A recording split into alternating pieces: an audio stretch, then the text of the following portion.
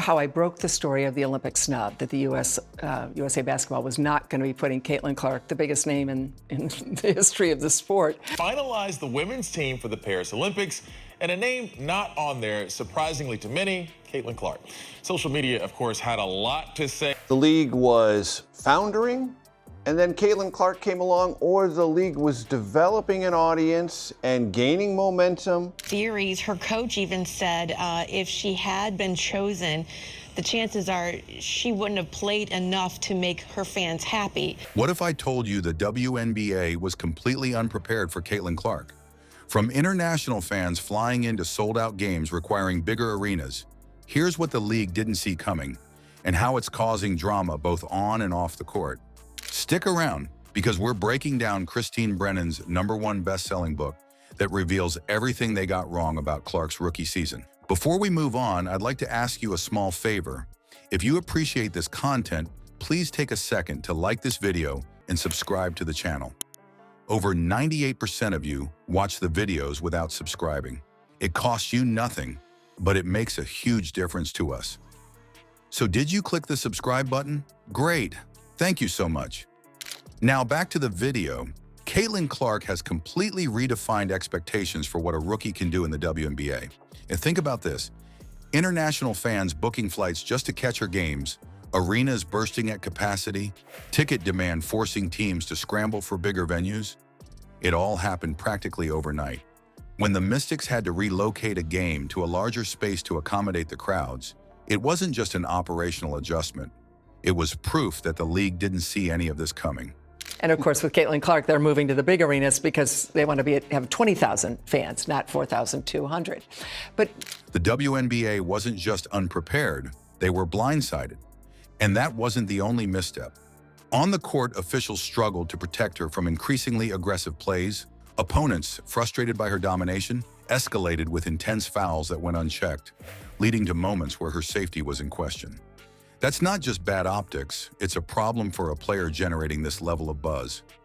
Even off the court, reports started to surface about tension brewing among veteran players, some of whom felt sidelined by the gravitational pull of Clark's rising star. You could feel the energy shift whenever she was on the floor. She owned it, but it came with chaos the league didn't know how to handle. Christine Brennan, whose book is topping Amazon's bestseller charts, doesn't hold back in highlighting these flaws. The league was foundering, and then Caitlin Clark came along, or the league was developing an audience and gaining momentum. She argues that comparisons to Maya Moore don't even begin to capture the level of impact Clark is having. Caitlin's appeal isn't just huge, it's global. She's attracting an entirely new audience, one the WNBA failed to anticipate.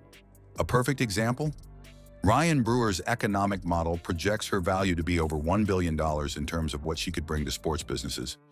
But I'm looking at a 22-year-old who's playing basketball. But to your point, she is elevated in a way, and she is making millions of dollars.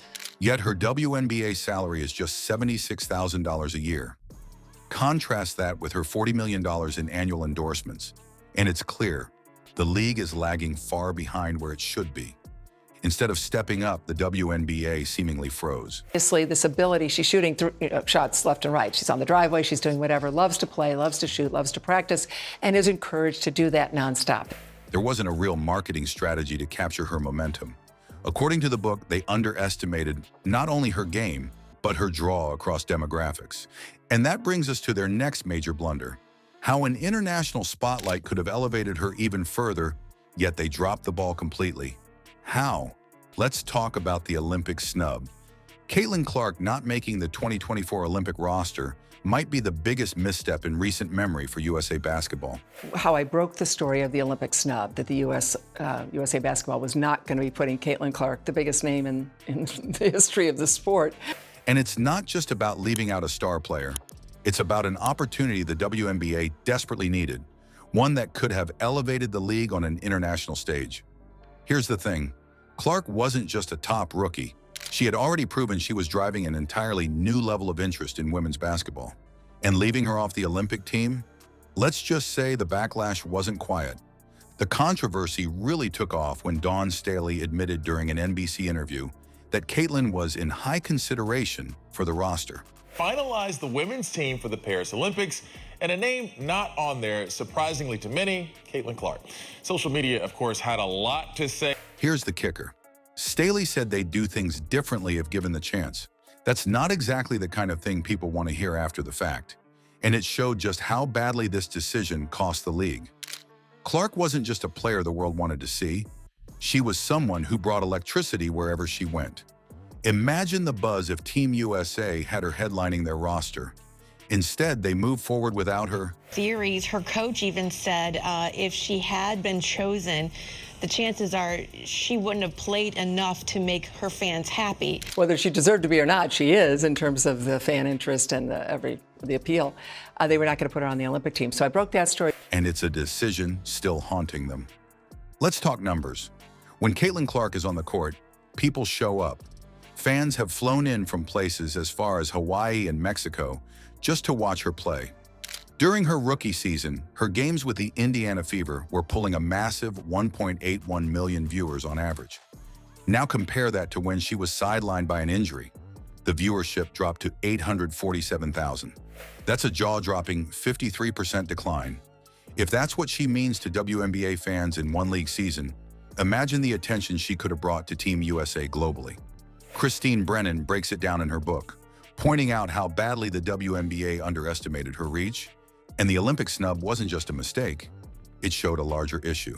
Basketball player, she's also an entertainer, and she's not just one of the most famous athletes in our country, she's one of the most famous people in our country. Brennan's book digs into the bigger picture, arguing that the leadership behind USA Basketball, and by extension, the WNBA, failed to prioritize their own stars. At the heart of the problem is a league still playing catch-up with Caitlin Clark's meteoric rise. So what comes next for her and the WNBA? Let's see. Caitlin Clark isn't just reshaping the WNBA, she's exposing the cracks in its foundation. Whether it's the Nike deal, Gatorade, State Farm, etc. Influencer with a capital I. Absolutely, people care and they want to know, and she has liked that post. Christine Brennan's book calls the league's marketing strategy fraudulent, pointing out how unprepared they were for her explosive rise. With her $40 million endorsement deals dwarfing her $76,000 salary, the power dynamic has shifted. Clark doesn't need the WNBA. The WNBA needs her. Every injury she faces now feels like a risk to the league's relevance. And that is a great boon to the WNBA if they can figure out how to tamp down the negativity and focus on the incredible eyeballs she brings. If one rookie can create this much disruption, what does that say about the league's future? Grab Brennan's book and let us know. How do you think the WNBA moves forward?